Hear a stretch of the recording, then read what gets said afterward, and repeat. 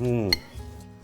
Oggi vado a fare un'insalata di pasta. Il problema è stato il nome, perché all'interno c'è prosciutto e melone, che è già un piatto, poi all'interno c'è la caprese, quindi pomodoro e mozzarella, poi c'è la rucola, poi c'è si è detto come si può chiamare? Boh, prendiamo un paio di questi nomi, li mettiamo insieme, quindi insalata di melone e rucola. Però non è propriamente così. Quanto chiacchiero? Ho chiacchierato di più di quanto dura la ricetta. Vado a buttare la pasta perché questa ricetta si fa velocissima. Scegliete il formato che vi piace di più, Sale e metto la pasta. E ora andiamo a preparare tutti gli altri ingredienti. È una ricetta di una bontà assoluta, ma anche di una semplicità assoluta. Quindi da che cosa si parte? Partiamo dalla caprese, ovvero mozzarella e pomodori. Comincio a tagliare la mozzarella.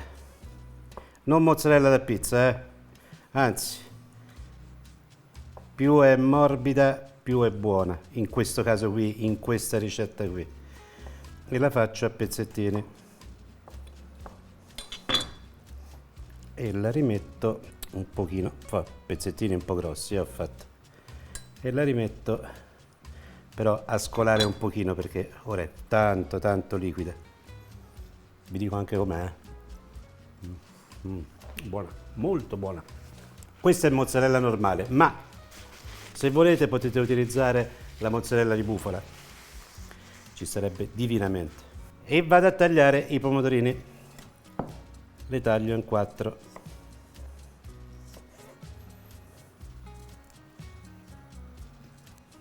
Melone, lo sapete come lo chiamiamo in Toscana?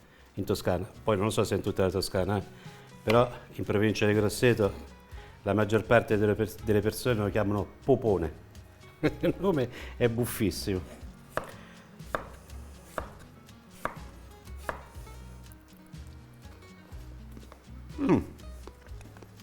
Anche buono.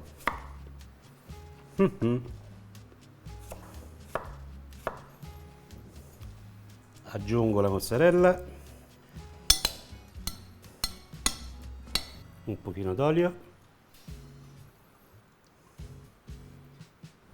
un pochino di sale, un pizzichino di pepe, se volete, però credetemi ci sta bene. Ok, ora non mi resta altro che scolare la pasta e raffreddarla immediatamente. Poi la mettiamo insieme al melone, ai pomodori e alla mozzarella e all'ultimo ci aggiungiamo il prosciutto e la rucola. L'unica cosa che posso fare per portarmi in anticipo è tagliare a fettine il prosciutto.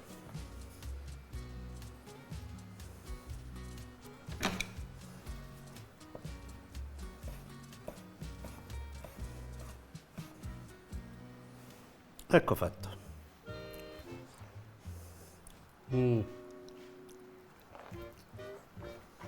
Molto buono questo prosciutto. Ci siamo. Andiamo a scolare la pasta, apro l'acqua fredda, così blocco la cottura. Opla!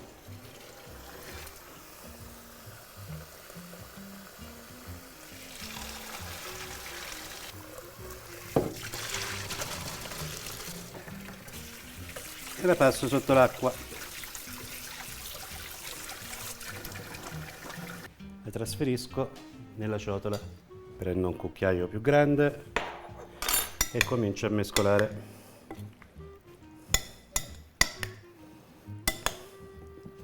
Aggiungo il prosciutto.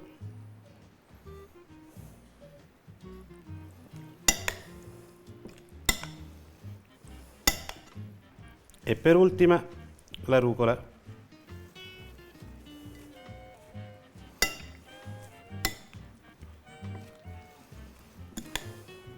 Quando preparate questa pasta, mettete la rucola proprio pochi istanti prima di portarla in tavola, perché altrimenti tende a flosciarsi e anche esteticamente molto meno bella da vedersi. Ecco qua. Ora si assaggia. Beh, non prendo neanche la forchetta, ho un cucchiaio qui a portata di mano, non è proprio bello né particolarmente elegante, ma si fa un assaggio così. Così ci ho messo quasi tutto, mi manca solo la rucola. Tra tra tra. Insomma, questa è un po' grandina. Che cosa di rucola? Però va bene. Ah.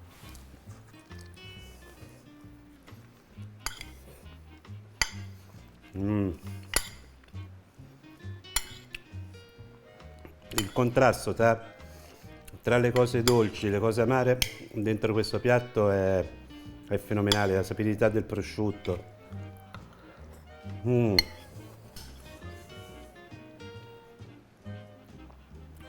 È davvero buono, eh? Mm-mm. Mhm. Melone.